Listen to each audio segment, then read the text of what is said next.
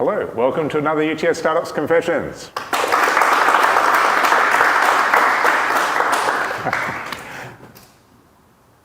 Okay, that's positive.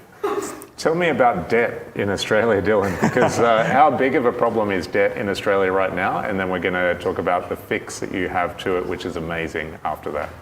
Yeah, the debt problem in Australia, I think worldwide, as we all know, we've probably seen the cost of living is at an all-time high.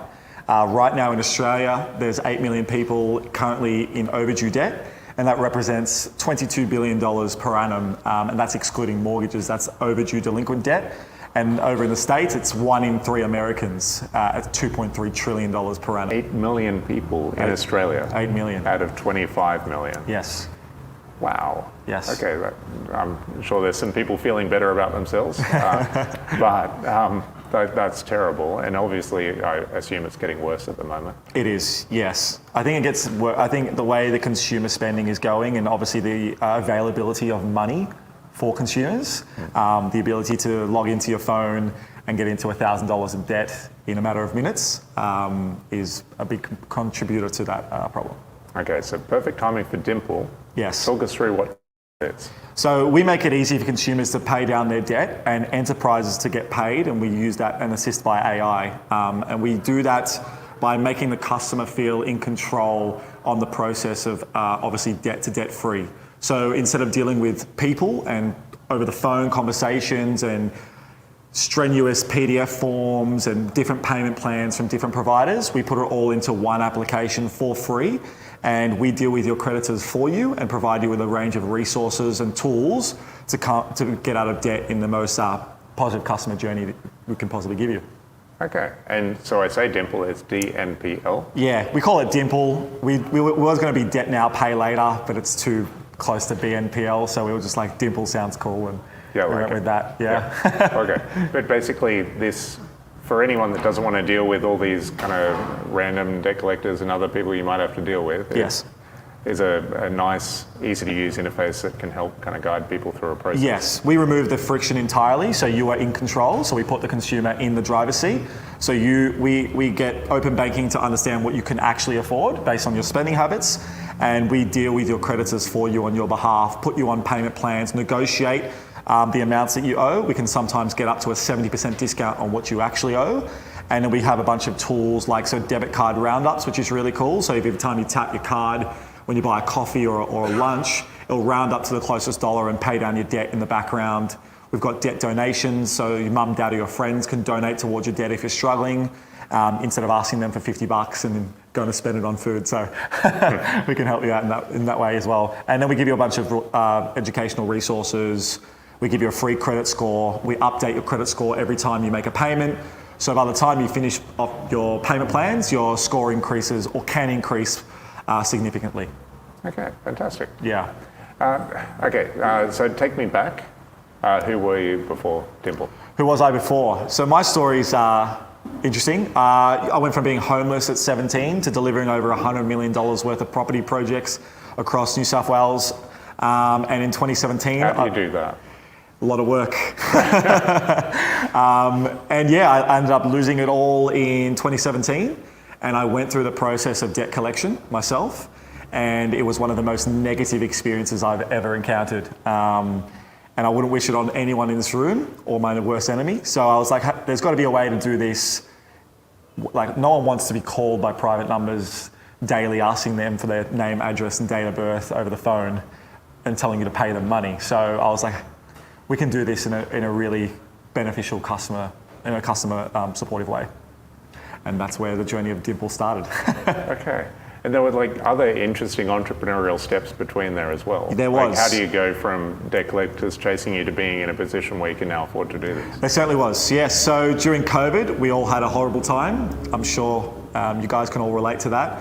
I found an opportunity. I had a friend of mine that was selling rat tests or COVID tests across Australia, and they said to me, Dylan, you're sitting at home not doing much. I can happy to give you access to these for an extra price, and you can sell them for whatever price you can sell them for. So I locked myself in a room for 3 weeks. I bought a list online of pharmacies across Australia. I called 6,000 chemists over 3 weeks and sold $11.5 million worth of tests in 3 weeks and made a bit of cash and paid off all my debt and used the rest of the money to build Dimple. And that's where we started and that's where we are today. Yeah, keep doing that. That sounds pretty good. Yeah, it was great. It was an interesting time in my life. But I think rather than dwelling in, what the problems were out of my control at the time, I'm like, all right, I need to figure out a solution. I live by myself. I've got my own liabilities and bills I need to pay, and I'm my own person. So I was like, I need to figure something out fast. And I think that's the ability to execute is a really important trait to have, especially for any business. So I did that, and that's where, yeah. Nice. Okay, so coming through that and then saying, I assume I want to do something to fix this. Yeah. Why this? Out of anything you could do, why is this the solution to what you experienced? I think that came about as I went through that process originally. I had such bad experiences with those businesses over the phone. And I was like, I'm one of those people, if you push me against the wall, I'm like, I'm going to prove you wrong, And I was like, no, screw this. I can do this better. I will show you how to get this done. And I think that's when I took the decision to go all in and just had absolute tunnel vision on the problem and how I could fix that. So learning how it currently works, what the big players are in the market, and how I could do a workflow, you can do that quite easily, on what you can automate, how you can remove the human being process, and kind of iterate that until it looks good. And then, that's kind of how that all started. And then obviously the search for the co-founder then started after that. Okay, so you don't have a tech background yourself? So I don't. Need that kind of tech co-founder? How do you go about finding that person? That is not an easy task.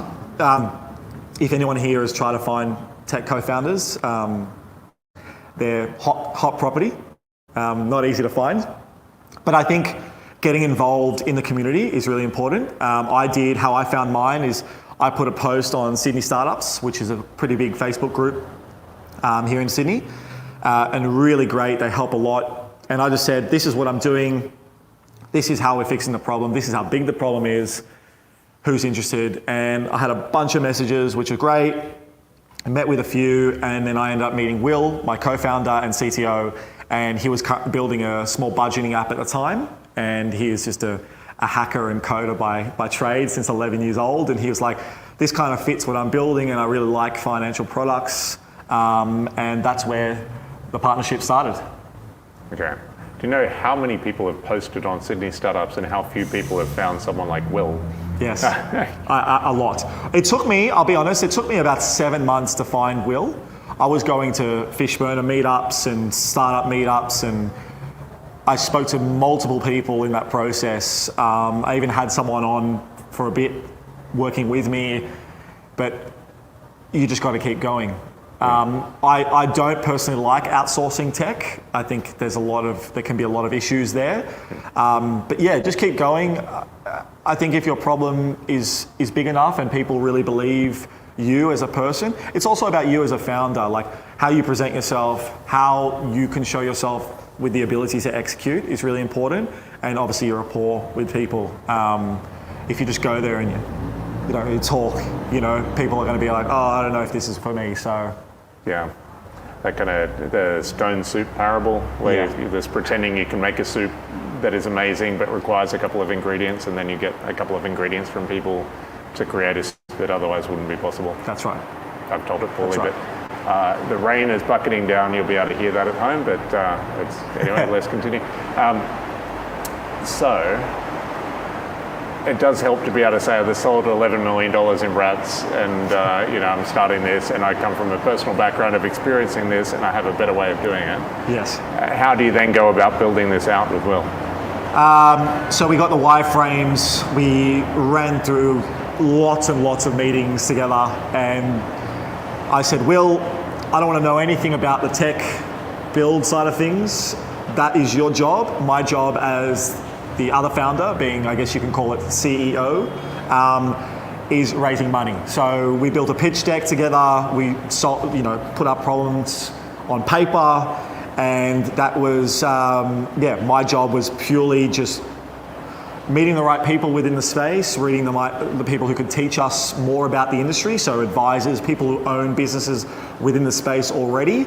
And Will's job was just to code product, and then we would meet every week on a weekly huddle and go through our progress. And it's kind of good because you're both relying on each other. Like he was like, oh, you know, have we raised any money? And I was like, oh, where are we at with the product development? So it's a good little push and shove between each other to really push each other in that direction and kind of keep each other accountable, which was important. Okay. And like, did accelerators make sense, or angels? Like, what ended up making sense for that fundraiser? I am a bit against accelerators. I just think the terms, we got accepted into an accelerator, which I won't name obviously, but the terms, I think it's really important to know as a founder, you want to keep as much of the company as you can early on, because as you grow, and if you do grow, a lot of that gets taken up over the rounds of capital that you are raising. So when we read the terms on one of those sheets, the amount of money they were giving us for the amount of equity they wanted was just, I thought was quite silly. It might work for someone maybe who's younger, fresh out of school, might be okay. But for me, I had experience in that space, and I'm like, you know what, I'm not going to do that. So we went with angels instead. And I think the angels more of a personal response. I think they get to know you more. They believe in you and your conviction as a founder. You get to build a relationship, rather as an accelerator, you just become a number through a program. Yep. That was my opinion. Who made sense as an angel? We had an angel first up. He was great. Did a small check, and we also had MA Financial, who've come in recently at the UTS Startup Pitch event, which we were fortunate to win.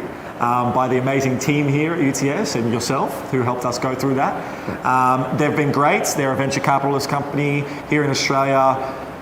They love what we're doing. We love their help, and I think they can get us to the right places as we start to scale. They have some pretty big experience in venture capital and companies exiting later on, and helping them get introduced to bigger parties and different locations. I will say they have been exceptional to work with from our perspective, and I'm pretty sure from yours as well. Yes. And just as a shout out, we're running the UTS Startups Growth Funding Program every quarter, and we'll be offering those kind of $100,000 safe notes through that as well, potentially different amounts. Do it. Anyone here who's thinking about it, don't be nervous. You should absolutely do it. We had an amazing time. We learned a bunch, whether you win it or not. The guys, they helped us with our pitch deck, our delivery, talking in public. We got to meet amazing mentors. They were on the phone to us 4 times a week. I was doing Zoom calls with them. Like one of the guys, Aaron, he's not here today, but he was literally helping me edit my pitch deck the day before the pitch, just give me some optimization tips. And I was like, you know what, you're the man. And Sharon as well, she's here. She's doing some B-roll for me. Thanks, Sharon. She's a superstar. And yeah, so it's great fun. And I think it's just good to obviously meet other people in the space who are in the same position as you're in at the moment to build those connections. I love that we get to do that around here. There's work with good people like yourself. Thank you. Bring good people together, help them learn from each other, not be part of the transactions as UTS as well. Yes. Just say, here's good companies, here's good investors, go nuts, and try to get the terms right. But let's move on from that. 2023 started. Yes. So loads of development. The product looks amazing. The website looks amazing. Everything I've seen looks amazing. Thank you. What does the launch look like, or what will it look like? So we really want to go about this in the way where we want to build in public. And I think chasing Google ads to get leads for us is not the right way. Most of our consumers, most of our customers are low-income earners who are working 9 to 5, and what are they doing on their trips home after work or during their lunch break? They're scrolling through social media. So that's low-hanging fruit for us. So we want to be in front of them to, I guess, initiate the emotional response and go and build, I guess, viral content around debt, and I guess removing the layer of secrecy around people in debt. So going asking people in public, how much debt are you in, and how are you solving that right now, or what are the key factors that you find is hurting you or helping you, And I guess us as an exposure to the brand for Dimple, that we can actually help them if they really need that too. So that's kind of our launch early on, and growing bigger than anyone else in the space, and trying to get market share as fast as we can. That's the thing, it's a giant space. Yeah. Even just seeing a billboard saying there's 8 million people behind on their debt in Australia, if you're one, here's a good solution. Yeah, we had a cool little idea the other day to walk around with Dimple t-shirts and have a little QR code on the back and say, "Are you in debt? If so, scan the QR code." I thought that'd be pretty cool. So, little fun things to make, little fun things to make, people engaged and trying to be different than everyone else. We've seen some ads from other people in the space, and they're a little bit boring. And we spoke to early customers. We were fortunate enough to post a post on social media, and in 24 hours we got $1.25 million worth of debt on the platform waitlist, which was amazing. And we got to speak to them and hear their stories. And I had some of those customers crying and quite emotional on the phone about their scenario, and really were looking for solutions, and they haven't found those solutions.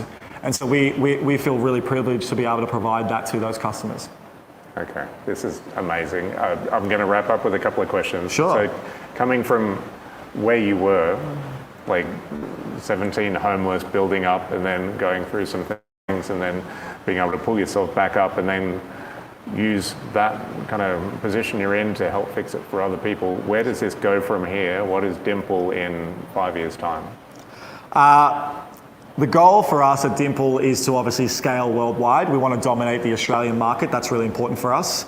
But obviously America is a very large market, as I mentioned in the beginning. But not just that, it's not about scaling the business and doing well. It's about providing the best value. So I always believe if the value you provide is more than the cost of the product you're giving, you'll always have a customer. So we want to continuously provide that value, and also change the landscape within the space of debt and cost of living, especially for competitors, because we only do consumer debt, but there's obviously people with business debt and GST and ATO debt, and there's companies that obviously help them. So obviously partnering with them and assisting them with their customer journeys, and just kind of changing that whole space around the debt process. And maybe, if we're lucky, one of my goals, which I haven't really publicly mentioned, but I will now, is I don't believe that if you make a mistake and you get defaulted, I don't know if many of you know what a default is, but if you get a financial default against your name, you can't get any sort of finance for 5 years. That's rental accommodation, phone bills, utilities, insurance, car finance, anything. And it leaves you in a very, very sticky space. I don't believe if you've made a mistake one time, you should be punished for 5 years. I believe life happens, and we should have the ability to prove that out. So one of my goals personally for the business is to, lobby credit reporting bureaus to say anyone with a debt under X, potentially 10 grand, who defaults and gets defaulted, has the ability to remove that one time and prove that they can be a good paying customer for whatever financial product they have. And I think if we're able to do that, we'll actually solve major problems within the community. Nice. Yes. And also to have the platform where you can prove that that's actually something that's worthwhile as yes. well. Proving that we can do this for the customer, and we are friendly, we are the hero of the story. And then obviously there's other ways, talking to the ATO for consumer debts and tax debts. They obviously have a big issue, or they've had issues in the past with robo debt and so on. So there's the potential for us to partner with them and help consumers that are struggling with their ATO debts to come on board as well. This is beautiful. Like, obviously I want to help in every way I can. How can people at home and here help? Sure, right now, I guess you can follow us on socials at the moment. We're at Dimple Co, DNPL Co. It's a blue logo, would be great for a follow. Also dimple.com on TikTok. You'll be starting to see some cool videos there soon. And yeah, you can follow me on LinkedIn, Dylan Da Silva. Happy to reach out and talk to any of you at any time, and you can send me a message and I can say hello and give you whatever advice I could possibly conjure up at the time.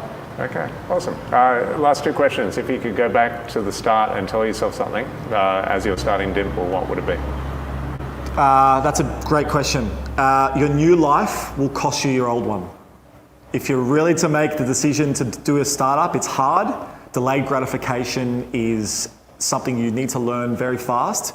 You need to have tunnel vision, and you need to go all in what you're doing. You can't, being a startup is, you can't do half efforts. It's got to be all in, and it takes time. Patience is important.